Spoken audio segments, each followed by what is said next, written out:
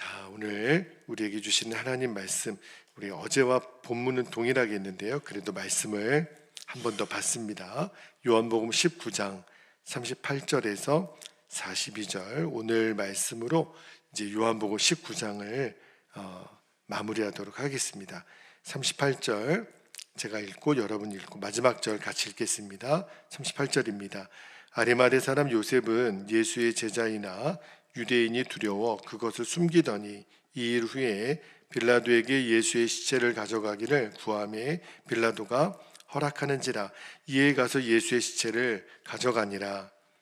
일찍이 예수께 밤에 찾아왔던 니고데모도 모략과 침량 섞은 것을 100리트라쯤 가지고 온지라. 40절. 이에 예수의 시체를 가져다가 유대인의 장례 법대로 그 향품과 함께 세마포로 쌌더라. 예수께서 십자가에 못 박히신 곳에 동산이 있고 동산 안에 아직 사람을 장사한 일이 없는 새 무덤이 있는지라. 42절 함께요. 이날은 유대인의 준비일이요 또 무덤이 가까운 고로 예수를 거기 두니라. 아멘. 하나님 말씀입니다. 본문은 동일하지만 주시는 은혜는 또 다르리라고 믿습니다. 오늘 설교 제목이 드리는 것이 사는 것이다 라는 제목으로 말씀을 나눌게요. 자, 어제 오늘 우리가 아리마대 사람 요셉의 이야기를 읽고 있는데 예수님의 부활을 준비했던 사람이라고 말씀을 드렸죠. 우리가 아리마대 사람 그 요셉을 통해서 배웠던 첫 번째, 그가 어떤 사람이었냐면 하나님의 나라를 기다렸던 사람이라는 거예요. 다시 말하면 언제나 아리마대 사람 요셉은 하나님의 다스림을 받았던 사람, 늘 예수님이 그의 인생의 목적이 되었기 때문에 하나님의 역사를 이루는 도구로 쓰임받았던 사람, 우리가 그 이야기를 어제 첫 번째 나눴고, 두 번째는 요셉은 자신의 인생의 모든 것을 하나님에게 걸었던 사람이라고 말씀을 드렸어요. 그렇기 때문에 자신이 지금까지 누려오고 있었던 모든 기득권, 권력도 명예도 돈도 예수님 위해서 기꺼이 드릴 줄 알았던 사람, 그래서 그 모든 기득권을 포기해서라도 예수님의 시체를 당돌이 빌라도에게 요구했던 사람, 우리가 그 이야기를 어제 새벽에 나눴고요. 오늘 마지막 세 번째, 아리마대 사람 요셉은 어떤 사람이었냐면 하나님의 나라를 위해 자신을 드린 사람이라는 거예요. 자, 아리마대 요셉은요, 예수님을 위해서 여기 41절에 보니까 새 무덤을 드렸다 그랬어요. 어제 제가 그 이야기를 드렸죠. 이 예수님이 묻히신 그 실제 무덤은요, 그냥 땅이 아니라 바위를 파서 만든 무덤이라고 그랬어요. 당시에 왕이나 귀족들이 만들었던, 그러니까 꽤 비싼 무덤을 아리마대 사람 요셉은 가지고 있었던 것 같습니다. 아마도 그에게 있어서 재산 목록 1호였을지도 모르겠어요. 그런데 그것을 아리마대 사람 요셉은 예수님을 위해서 기꺼이 드립니다. 자, 오늘 말씀에 39절을 말씀을 한번 볼게요. 일찍이 예수께 밤에 찾아왔던 이 니고데모가 등장을 합니다. 니고데모도 몰약과 침량 섞은 것을 100리트라쯤 가지고 온지라. 잘 보세요. 예수님의 장례를 위해서 아리마대 사람 요셉은 무덤을 드렸죠. 그런데 또 한 사람이 나와요. 누가 나오냐면 니고데모. 여러분, 니고데모가 제일 먼저 등장했던 말씀 기억나시나요? 요한복음 3장에서 그가 어떻게 하여야 거듭날 수 있습니까? 라고 밤에 찾아왔던 사람, 니고데모 기억나시죠? 그래서 예수님이 물과 성령으로 거듭나지 아니하면 하나님 나라에 들어갈 수 없느니라 말씀드렸던 그 사람, 그죠? 그런데 그 니고데모가 요한복음 7장 50절 51절에 보면, 지금 읽을 시간이 없어서 읽진 않겠지만 그도 사내들인 공의원이었다라고 나와요. 그리고 다른 사람들이 다 예수님을 정죄할 때 그 니고데모만큼은 예수님을 변호했던 사람. 그런데 그가 오늘 이 요한복음 19장에 보니까 아리마대 사람 요셉은 무덤을 드렸지만 오늘 이 니고데모는 뭘 드렸다 그랬어요? 몰약과 침량을 드렸다. 이 몰약과 침량이 뭐냐면 당시 왕의 장례식 때나 사용되었던 굉장히 비쌌던 향료였다라는 거예요. 여기 보면 100리트라라고 하는 단위가 나오죠. 이게 한 34kg 정도 되는, 그러니까 일반인은요 이거를 살 수도 없는, 그러니까 왕의 장례식 때 실제 쓰였던 양이었다 그래요. 그게 뭘 말하는 거죠? 니고데모는 예수님을 진정한 유대인의 왕으로 믿었다는 거예요. 왕의 장례 때나 치르는 그 엄청난 양의 향료를 예수님을 위해서 기꺼이 드렸던 사람. 자, 아리마대 사람 요셉, 이 니고데모, 이 두 사람의 공통점이 뭐죠? 하나님의 나라를 위해서라면 그들이 가지고 있었던 가장 귀한 것을 아낌없이 드릴 줄 알았던 사람. 하나님은 이 사람들을 통해서 하나님의 역사를 행하셨다는 거예요. 이것이 지금도 하나님이 일하시는 방법이라는 겁니다. 여러분, 요한복음 6장 읽을 때 그 오병이어 사건 기억나시죠? 여러분, 그 빈들에 사람들이 허기가 져 있을 때 예수님이 그들을 먹이는 방법이 쭉 나와 있는데, 그때 빌립은 그 어디 가서 또 얼마 만에 돈이 있어야 이 사람들을 먹일 수 있을까 계산이 굉장히 빨랐는데, 안드레가 한 어린아이를 데리고 옵니다. 그런데 그 어린아이 손에 뭐가 있었냐면 보리떡 5개와 물고기 2마리가 있는 거예요. 예수님이 그것을 가지고 감사기도를 드리고 그 남자 어른들만 5,000명이나 되는 사람들을 먹이죠. 그죠? 여러분, 만약에 어린아이들, 여자들까지도 합했다면 아마 2만 명 정도 되는 사람들을 아마 먹였을 겁니다. 그때 예수님이 역사하셨죠. 예수님만이 하실 수 있는. 그래서 다 먹이고도 몇 광주리가 남았어요? 12광주리나 남았다 그랬잖아요. 그런데 여러분, 그 예수님이 역사하시는 그 것을 잘 보면 예수님은 그냥도 역사하실 수 있었지만 그 하나이가 드린 보리떡 5개, 물고기 2마리를 통해서 예수님이 역사하잖아요. 이것이 하나님이 일하시는 방법이라는 거예요. 사실은 그 물고기 2마리, 보리떡 5개가 얼마나 많은 양이 되겠어요. 그죠? 그런데 한번 생각해 봤어요. 여러분, 만약에 보리떡 5개, 물고기 2마리를 드린 이 아이가 없었더라면 예수님은 역사를 안 했을까요? 그거는 모르죠. 저는 믿기로는 그 아이가 드린 것이 없어도 예수님은 역사하셨을 거라고 생각은 들어요. 그런데 분명한 것은 그 어떤 어린아이가 보리떡 5개, 물고기 2마리를 자기가 가지고 있는 거, 아마도 그게 도시락이지 않았을까 하는 생각이 들어요. 그런데 그가 가지고 있는 작은 것을 예수님께 드립니다. 그랬더니 예수님이 그것을 통해서 역사하셨다는 거죠. 물론 아리마대 사람 요셉이 예수님께 드렸던 이 무덤, 또 니고데모가 드렸던 향료 34kg나 되는 향료에 비하면 보리떡 5개, 물고기 2마리는 정말 보잘것없는 것일지도 모르겠어요. 그런데 작아도 작은 그 오병이어를 가지고 예수님이 역사하셨다는 거죠. 왜 그랬을까요? 이 보리떡 5개, 물고기 2마리는 그 어린아이가 가지고 있었던 전부였어요. 그 아이가 가지고 있었던 모든 것을 그 아이는 예수님께 드렸다는 거죠. 한 가지 예만 더 드려볼까요? 여러분, 열왕기상 17장 우리가 통독 말씀을 읽을 때도 보았지만, 여러분, 엘리야 선지자에게 하나님이 어떤 말씀을 주냐면, 자, 열왕기상 17장 9절에 보면 너는 일어나 시돈에 속한 사르밧으로 가서 거기 머물라. 내가 그곳 과부에게 명령하여 내게 음식을 주게 하였느니라. 그래서 엘리야가 알겠습니다 하나님. 그래서 어디로 가냐면 사르밧으로 가요. 그랬더니 진짜 과부가 있는 거예요. 그 과부가 나뭇가지를 줍고 있던 거예요. 그래서 엘리야가 그 여인에게 말하잖아요. 떡 한 조각을 나를 위해서 가져오라. 그런데 그 여인은 어떤 여인이었냐면 너무너무 가난했던 여인. 그 여인이 이렇게 엘리야에게 대답을 하잖아요.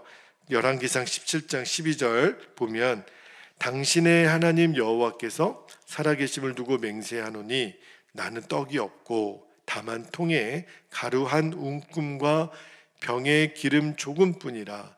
내가 나뭇가지들을 주워다가 나와 내 아들을 위하여 음식을 만들어 먹고 그 후에는 죽으리라. 그러니까 이 여인은 아마도 가지고 있는 게 아무것도 없는, 이제 그냥 이 밀가루 가지고 떡 하나 만들고 그냥 한 끼 식사라도 하고 아들이랑 죽자, 그랬던 여인 아닙니까? 근데 그때 엘리야가 그 사르밧 여인에게 이렇게 대답을 해요. 자, 17장 13절 14절에 보면 이렇게 얘기합니다.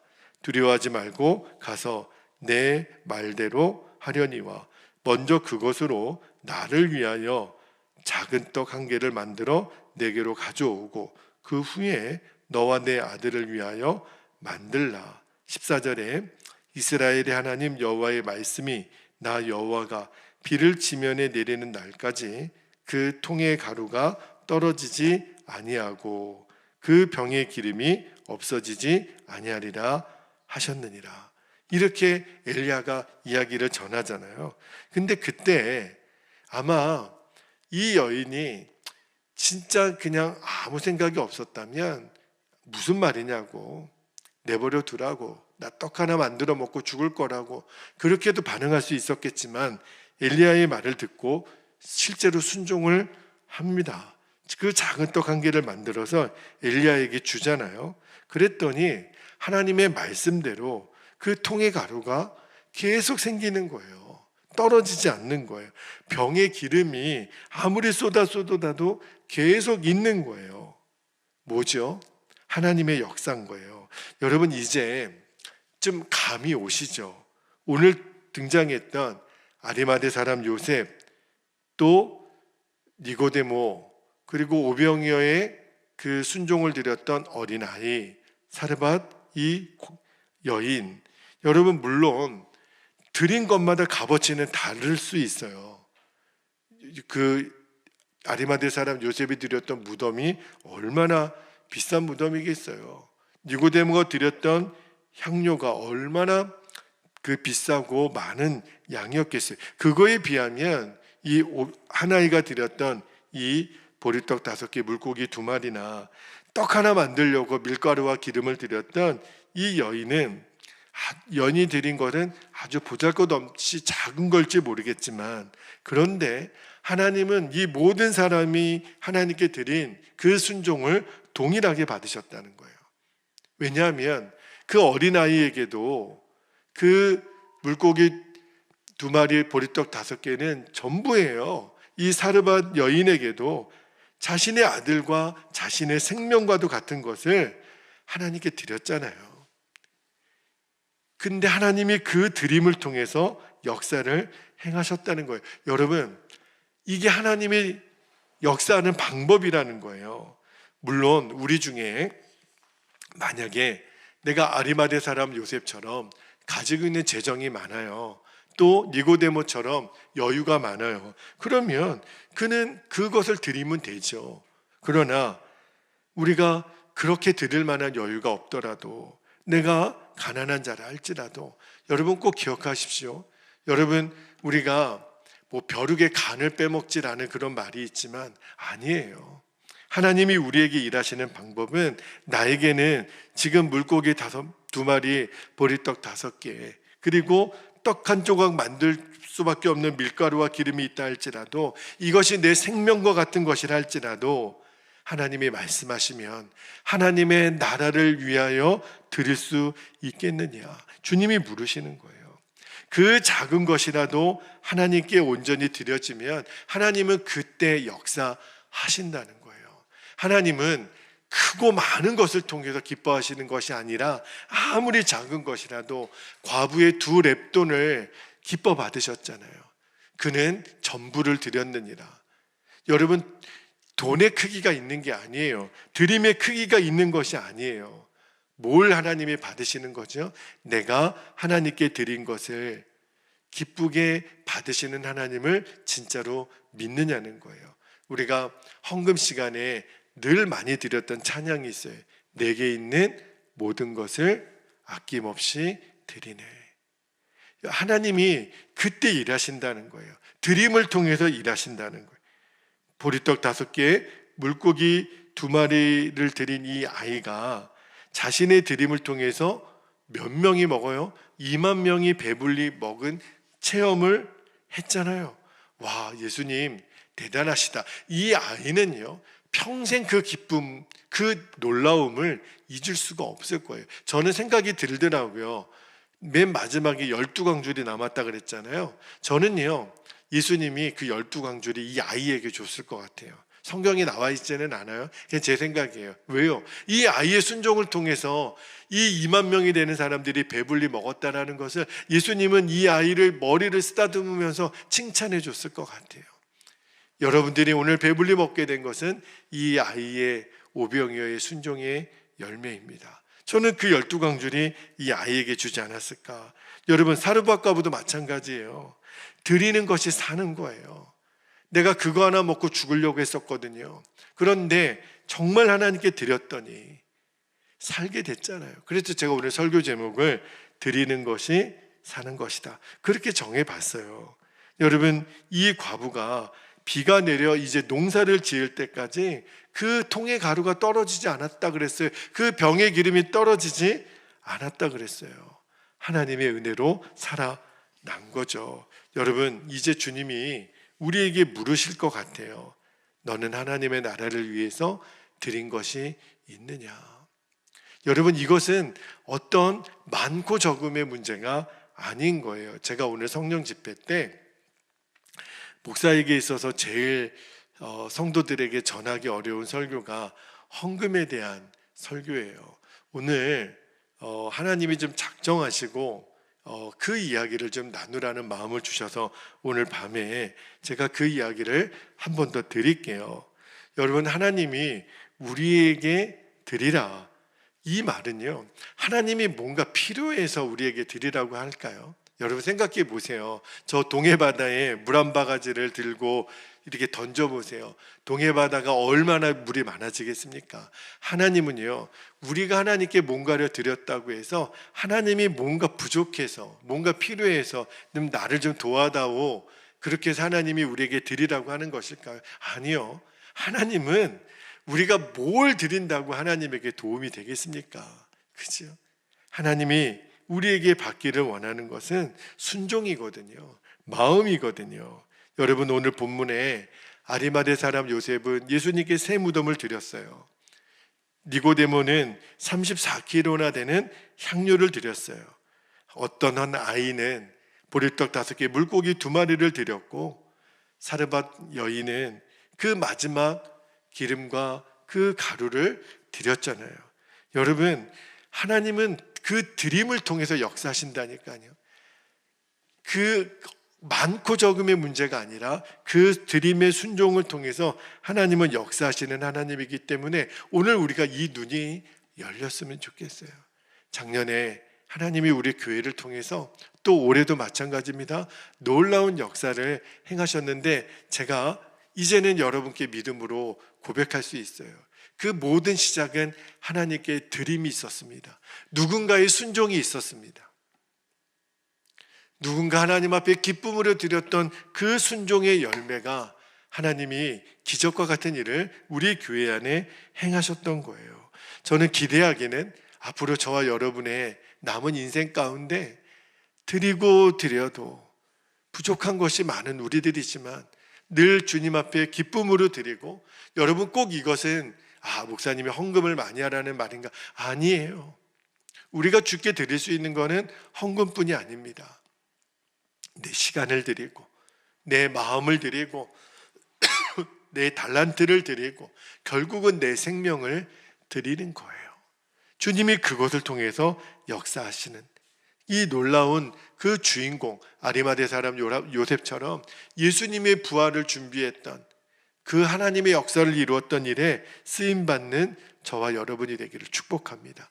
하나님의 나라를 기다릴 줄 알았고요, 하나님의 나라에 내 모든 것을 걸 줄 알았고, 하나님의 나라를 위하여 내 모든 것을 드릴 줄 알았던 이 아리마대 사람 요셉처럼 저와 여러분이 그렇게 쓰임받는 주인공들이 되시기를 주님의 이름으로 축복합니다. 이제 우리 함께 기도하겠습니다.